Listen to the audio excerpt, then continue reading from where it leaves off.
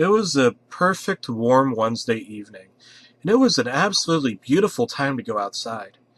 It had that type of a nice breeze that soothes you after a tiring hot day. Anne was enjoying her time watching a Family Guy marathon on TBS. "Where's my money?" said Stewie on TV. Anne let out a little chuckle.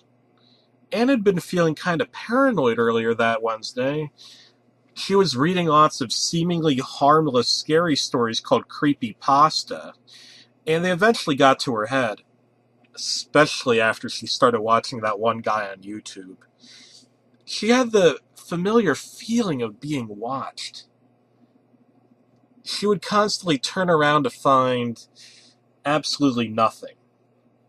Later, Anne decided to watch the Family Guy marathon to get all that stuff off her mind with some harmless, comedic stuff.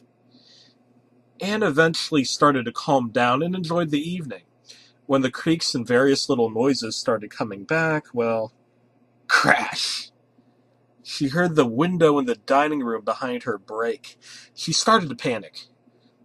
She felt her heart beating hard at an unnaturally fast pace. Yet, she remained still and calm as she heard footsteps approaching. She somehow thought maybe if she sat there motionless in her recliner just long enough, that the intruder would not notice her and leave, even though she could feel the intruder's eyes set on her. Suddenly, a figure jumped in front of her TV, eyes focused on Anne.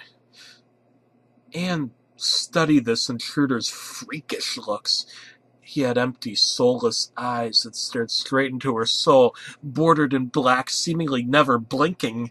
He had a wicked smile that rose far up his cheeks, obviously inhuman, possibly cut into his face. This scared the living hell out of Anne.